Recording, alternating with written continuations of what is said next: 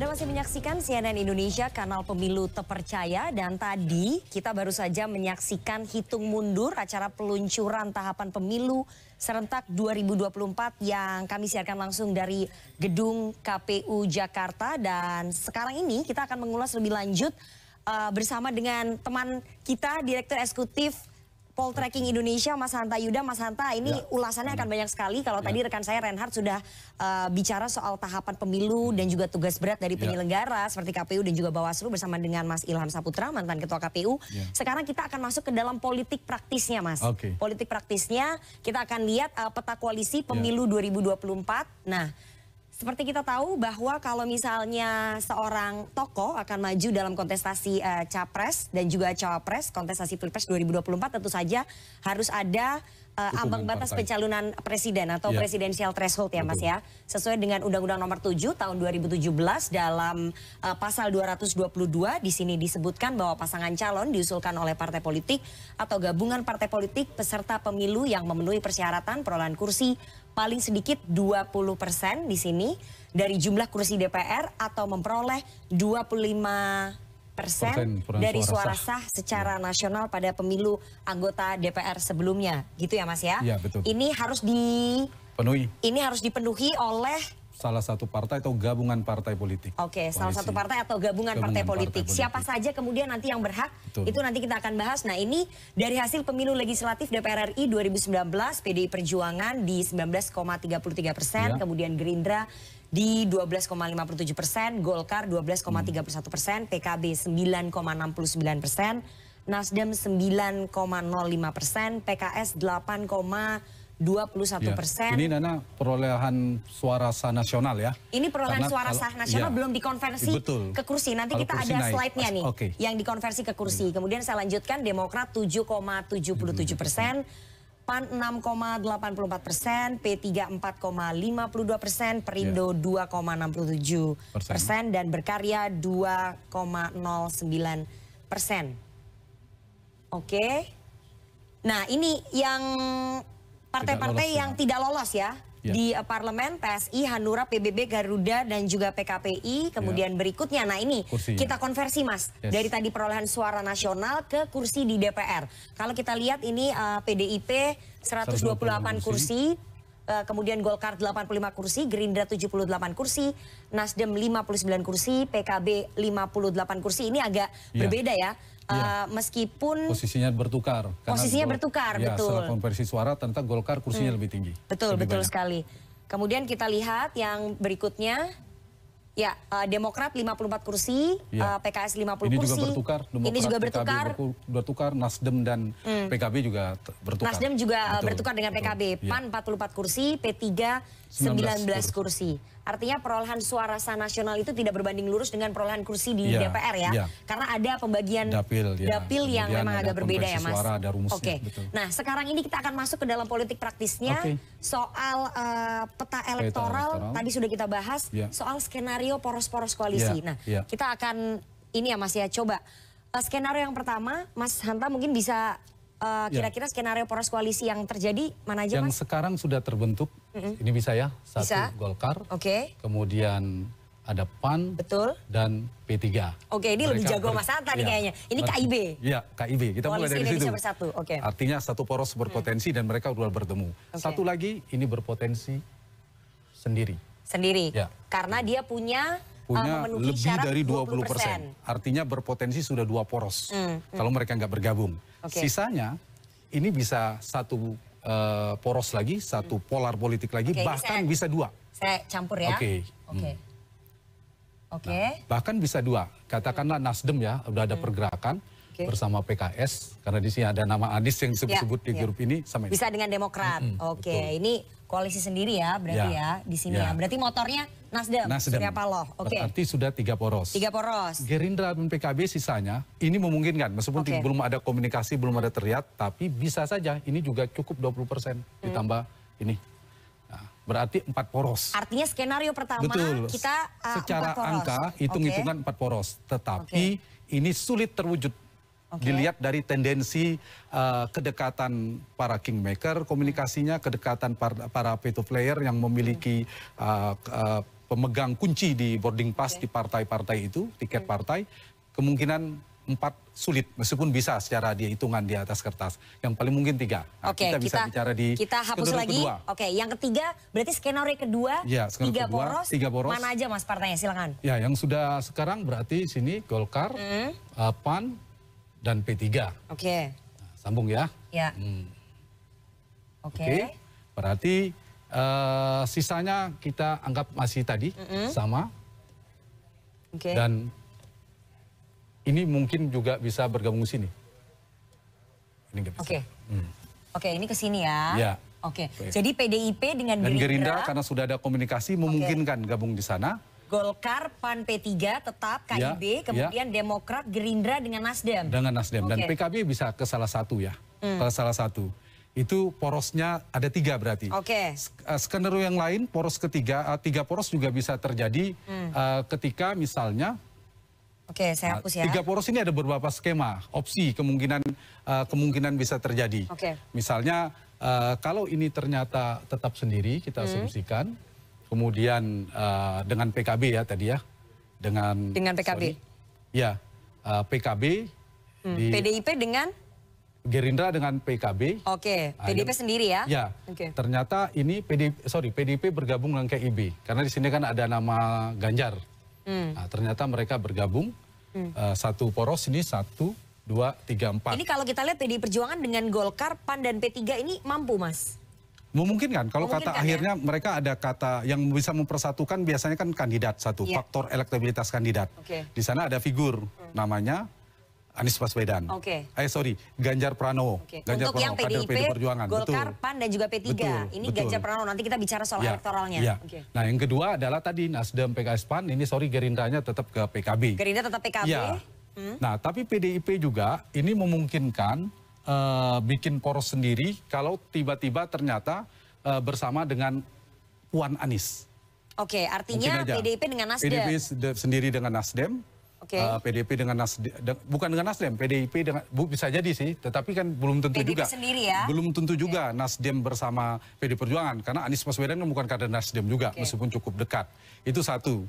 Nah, yang kedua, saya belum memisahkan, selalu kita harus menghargai mereka sudah bertemu ini, 3 ini. Ini kayaknya udah, ya, meskipun tidak ada pacaran ini betul, udah sampai ke meskipun belum sampai ke belum tentu juga kan bisa jadi bisa jadi kan kemungkinan kalau jalur kuning belum tapi kan udah taken MOU.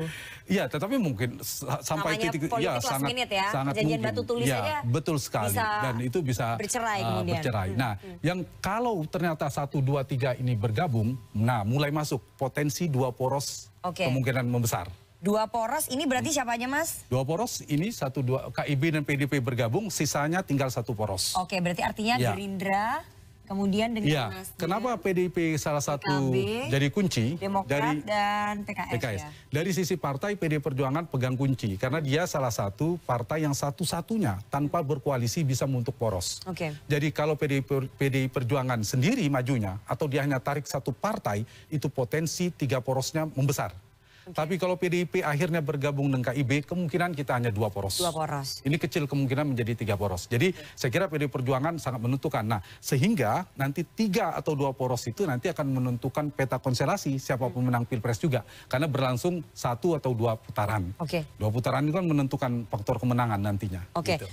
Kita akan bergeser ini yang elektabilitas calon presiden karena koalisi itu perekatnya adalah kandidat. Salah satunya betul. Salah satunya adalah kandidat ya. Siapa kemudian kandidatnya itu akan menentukan bagaimana koalisi itu terbentuk. Nah, kalau kita lihat ini dari kita kumpulin 3 lembaga survei, Mas. Carta Politika, kemudian ada indikator. Nah, kemudian kita pakai punyanya Mas Hanta, poll tracking ini yang baru kemarin. Ganjar Pranowo 22,48%. Kemudian Prabowo Subianto ini 21,25%,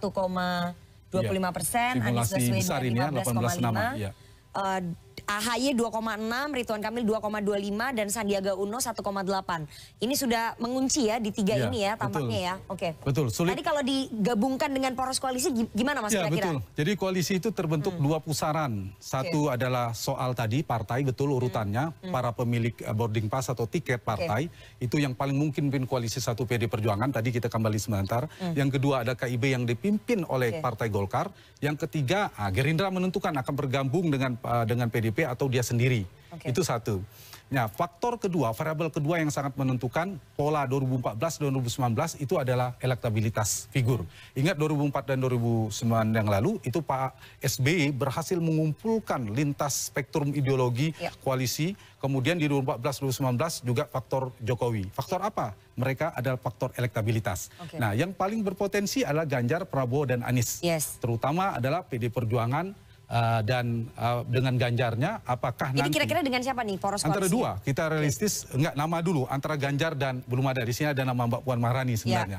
Dua figur itu. Kita kumpulkan yang 6 teratas nih. Iya, berarti Ganjar kita lihat tendensi kecenderungannya KIB kan. Realistisnya ada koalisi kita pakai jangan PDIP dulu. Bukan PDIP dulu, betul.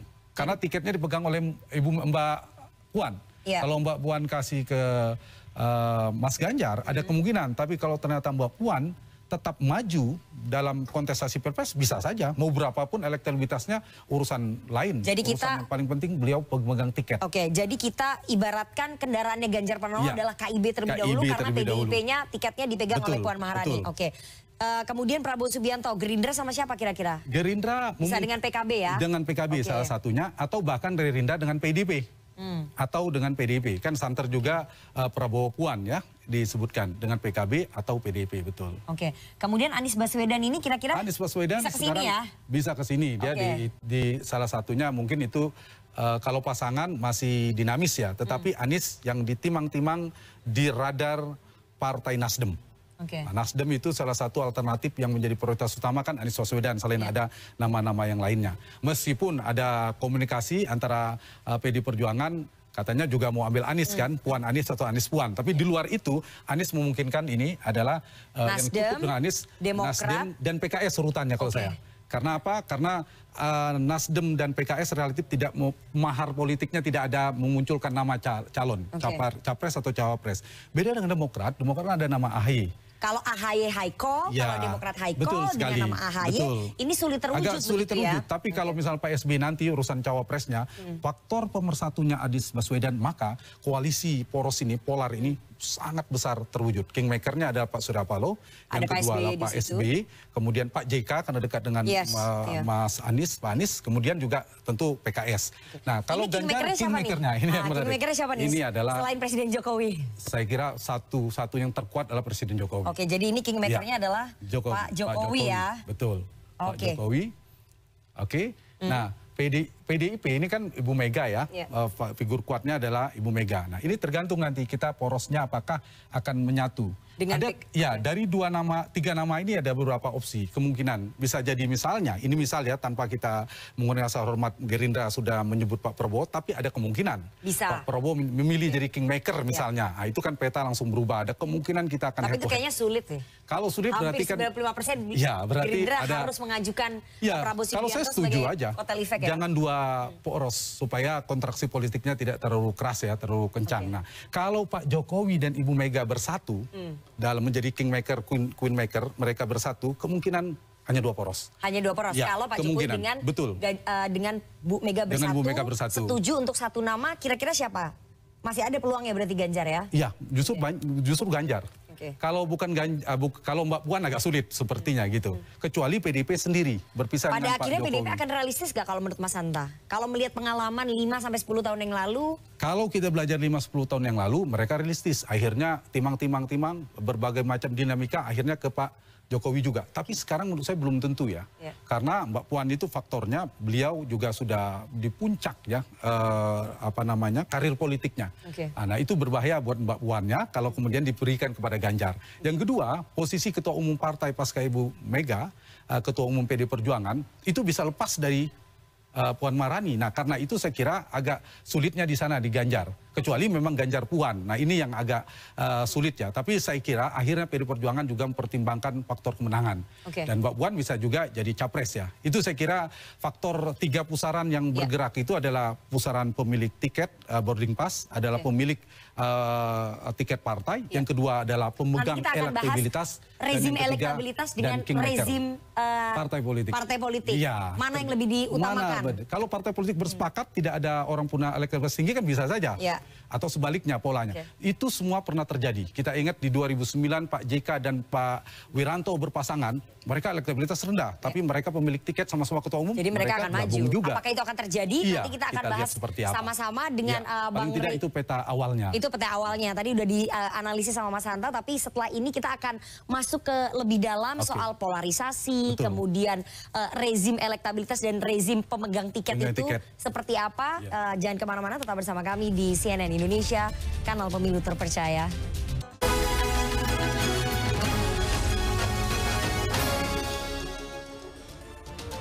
Anda masih menyaksikan CNN Indonesia, kanal pemilu terpercaya, dan sudah bergabung 2 orang narasumber. Bersama saya ada Direktur Eksekutif 5, Rey Rangkuti, dan masih bersama dengan Mas Hanta Yuda, Direktur Eksekutif Poltreking Indonesia. Ini pertama kalinya loh, setelah 2 tahun CNN menerima narasumber ini karena hari ini adalah acara sangat penting ya. Bagi kita momen historis ini momen historis. Tapi kalau melihat komposisi partai-partai politiknya seperti sikapnya Bu Mega ya Mas Hanta ya, kemudian sikapnya Pak Prabowo, Pak Surya Paloh, itu mungkin kita bisa melihat bahwa partai politik tetap pada jalurnya, tetap ingin pemilu 2024 gitu ya Mas Hanta ya? Iya, kalau saya lanjut tadi lebih mengerucutkan kuncinya betul di partai, terutama di PDI Perjuangan. Nah karena PDIP partai terkuat, berada di dalam pemerintahan paling besar, itu kan cukup tegas menolak, itu kelihatan ngikut semuanya. Meskipun kan ada signal kuat Golkar, yang sekarang di KIB lah kira-kira menyuarakan itu, KIB, PAN, mungkin ditambah P3 kan menyuarakan itu, termasuk PKB sebenarnya kan? Awalnya. Nah, saya membaca... Cuma kan partai-partai ini yang juga yang sibuk sekarang buat poster lah, buat Jadi di satu sisi operasi belum jalan, tapi di satu sisi persiapannya. Saya mungkin masuk dari sisi konstitusi dan dinamika politik ya, peta poros tadi. Kalau saya membaca begini, KIB ini bagian dari, saya tidak mengistilahkan operasi politik, tapi arahnya begini. KIB kemudian misalnya punya calon katakan Ganjar, kan kita tahu PDI Perjuangan termasuk tanda petik ya sekarang ini yang secara struktur kan tidak suka Ganjar lah. Beberapa kali elitnya memberikan signal. Iya, kalau ternyata Ganjar makin kuat, PDI Perjuangan, kemudian Anies juga belum tentu di sana. Secara, kalau pemilu 2024, PDIP misalnya sulit untuk menang, itu poinnya, sulit untuk menang. Sementara PDIP ingin memajukan Mbak Puan, maka ada yang harus diantisipasi kemungkinan PDIP berubah sikap. Nah itu, PDIP berubah sikap. Daripada yang kita antisipasi ya, PDIP akan terus maju, kemudian kalah, atau menyiapkan misalnya ada tawaran Mbak Puan menjadi cawapresnya Pak Jokowi misalnya. Nah kalau itu ternyata ada opsi itu, kemudian PDI Perjuangan bergeser, nah kemungkinan ada pergeseran itu. Apa namanya, kalau gempa politik itu kalau ada satu pergeseran, bergeser. Kalau PDIP tidak bergeser, menurut saya setuju. Stabil, kita akan pemilu. Tapi kalau ada PDIP bergeser, ada dinamika kencang. Makanya kita tetap harus ekstra hati-hati juga. Kita tetap waspada ya. Kita tidak boleh lengah begitu. Tidak mengatakan bahwa seolah-olah pasti akan terjadi 2024. Enggak gitu. Karena kita punya pengalaman. Isu 3 periode ini kan setahun yang lalu udah muncul. Redam sedikit, tiba-tiba muncul sekarang. Redam lagi kan. Kita nggak tahu apakah tahun depan akan muncul lagi. Itu dia. Jadi ini sangat tergantung pada tingkat kepuasan publik. Kan isu ini selalu muncul ketika tingkat kepuasan publik mencapai angka 70% kan. Kalau di bawah 70% nggak muncul isu ini. Tapi karena sempat di atas 70. Ya sebenarnya 73, 73. Bulan Januari cukup tinggi ya. Betul. Tapi Mas Hanta, saya ingin lihat surveinya Mas Hanta itu memotret nggak sih sebetulnya publik ini soal penundaan ini seperti apa? Terakhir survei kami lebih fokus ke elektabilitas ya. Tidak masuk spesifik isu itu, tapi pada peta elektoral saja. Jadi fokus elektoral, kemudian memang ada evaluasi berbagai macam isu, termasuk tadi soal ekonomi dan turun. Walaupun sekarang setelah Lebaran mudik itu diapresiasi agak naik lagi. Tapi memang puncaknya Januari Februari itu cepat 70 sampai 7, hampir sampai 75 ya. Dan itu di puncak kekuatan legitimasi politik Pak Jokowi di tingkat elit maupun di tingkat publik. Di publik tadi terkonfirmasi lebih dari 70%, kemudian di tingkat elit dukungan kepada Pak Jokowi itu sekarang lebih dari 80% dengan bergabungnya PAN. Jadi secara prasyarat, koalisinya gemuk, prasyarat untuk tadi melakukan perubahan struktur ketatanegaraan memungkinkan. Partai-partai politik itu tetap berkeinginan bahwa pesta demokrasi harus dilaksanakan selama 5 tahun. Karena tadi kita udah bahas juga. Dan hari ini juga udah ada peluncuran. Saya mau tanya ke Mas Hanta. Mas Hanta, tadi kita sudah bahas soal poros-poros koalisinya, skenario-skenarionya.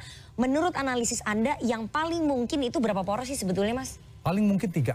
Paling mungkin 3 Paling ya? mungkin 3. Okay. Tadi saya kembali pada PD Perjuangan karena dia satu-satunya tanpa berkoalisi bisa membentuk poros. Okay. Nah, ketika PD Perjuangan akhirnya berlabuh atau dibalik PKIB berlabuh bersama PDI Perjuangan, maka kemungkinan hanya 2 poros. Nah, sepanjang hari ini belum ada tanda-tanda ke sana soal capresnya, soal koalisinya, maka dugaan saya 3. Itu juga positif ya untuk menghindari soal polarisasi yang kemarin 2014, 2019.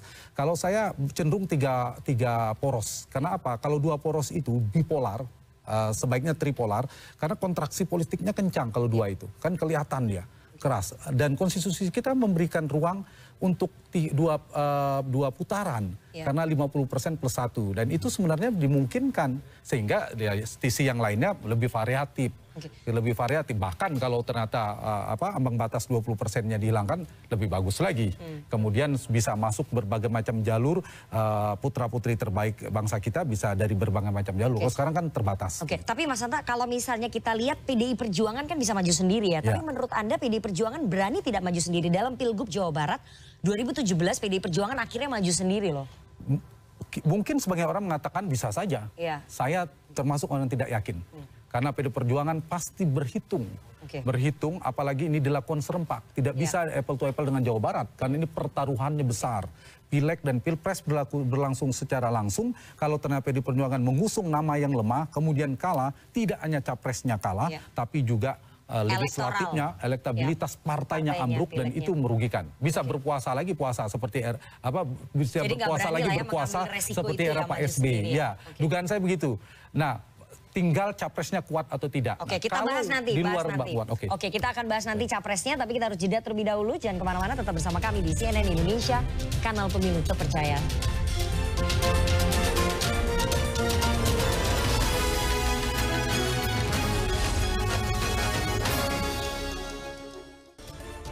Anda masih bersama kami di CNN Indonesia, kanal pemilu terpercaya. Kita lanjutkan lagi, Bang Rey. Tadi Mas Hanta udah mention sebetulnya soal polarisasi, bahwa dengan adanya 3 poros terlihat bahwa mengurangi polarisasi. Artinya ada kejenuhan di elit juga yang terjadi polarisasi selama 10 tahun ini. Kedepannya petanya akan seperti apa? Relasi-relasi hubungan antara Bu Mega dengan Pak Jokowi, kemudian Ganjar dengan Pak Jokowi dengan Bu Mega, kemudian Ganjar dengan Puan, Anies dengan Surya Paloh, Anies dengan Jokowi. Petanya seperti apa? Singkat saja Mas Hanta, kemudian Bang Rey. Bergantung pada 4 faktor peta itu. 1 adalah kekuatan elektabilitas figur-figur. Sekarang ada 3. Itulah faktor yang menentukan pola koalisi. Yang kedua adalah kedekatan para kingmaker atau veto player, orang-orang pemegang tiket di partai. Misalnya kita pisahkan, PD Perjuangan agak sulit berkoalisi dengan PKS. PD Perjuangan sekarang agak sulit berkoalisi dengan Nasdem. Kita mengurangi begitu-begitu. Dan ini sangat mungkin. Ini selalu bersama. Nah, itu potensi yang kedua. Yang ketiga, yang mungkin kita bikin adalah karena alasan teknis, syarat 20%. Itu terjadi yang saya bilang tadi Golkar dan Hanura. Misalnya sekarang koalisi semut merah. Itu kan karena karena terpaksa orang udah ngumpul semua, ya udahlah kita gabung meskipun tidak cukup. Nah, nanti akan ada kemungkinan potensi yang seperti itu. Nah, 2 ini nanti pusarannya kencang yang mana? Antara pemilik tiket atau elektabilitas. Saya masih percaya karena berlaku ada efek ekor jas atau kotel efek itu semua masih melihat pada faktor elektabilitas karena mereka mau menang dan itulah bekerjanya para kingmaker Pak Jokowi, Pak Surya Paloh, Ibu Megawati, Pak SBY dan lain sebagainya dan para ketua umum partai. Tapi melihat kondisi pandemi ini elektabilitas tidak akan banyak berubah ya, tidak akan tiba-tiba ada kuda hitam muncul gitu ya capres. Nah kalau dari capres agak sulit kecuali ada gempa politik itu di antara 3 orang itu ada sesuatu blunder politik atau ada kasus atau apa itu mungkin. Tapi kalau tidak trennya itu menggelembung ke atas, yang lain itu makin turun. Nah, nanti dinamikanya di cawapres. Apakah Tengku Umar dan Tengku Umar dan Medan Merdeka bersatu. Kalau mereka bersatu nanti itu gamenya beda ya. Sama Gondang Dia porosnya, Nasdem. Jadi Pak Surya Paloh, Ibu Mega dan Pak Jokowi itu kayaknya sekarang apakah kemudian Gondang Dia akan bergabung dengan Cikeas, kita nggak tahu. Apakah kemudian Teguh Umar akan bergabung dengan Medan Merdeka, kita juga nggak tahu. Misalnya ada pergerakan ini jauh. Akan menstimulus yang lain. Menariknya 2024 ini sebetulnya pada tingkat tertua kelihatan agak cair. Kita tidak pernah bisa menduga PKB dan PKS itu berkoalisi. Itu kan menarik ya. Karena beda mazhabnya ya. Beda mazhab, ada ketegangan yang selama ini terbangun di antara mereka. Dan mereka selalu bersatu sebenarnya. Setiap kali disatukan oleh elektabilitas kuat. SBY, kemudian SBY 2 periode mereka bersama itu dukung Pak SBY. Baik, kita tunggu nanti bagaimana konstelasi politiknya Mas Hanta dan juga Bang Rey akan lebih sering kayaknya diundang karena sekali lagi ini kayak pemilunya bulan depan ya. Pertemuan politik setiap hari hampir terjadi, elit-elit bertemu terus, koalisi kayaknya akan lebih cepat, capres juga akan lebih diumumkan lebih cepat. Nanti kita tunggu siapa yang kemudian benar-benar dapat tiket untuk bisa maju dalam kontestasi pemilu 2024. Dan terima kasih sekali Direktur Eksekutif Poltreking Indonesia Mas Hanta Yuda dan Direktur Eksekutif 5 Bang Rey Rangkuti sudah hadir pada dialog kita pada malam hari ini. Dan demikian Kanal Pemilu Terpercaya, spesial program peluncuran tahapan pemilu serentak 2024. Saya Rifana Pratiwi pamit, selamat malam dan sampai jumpa.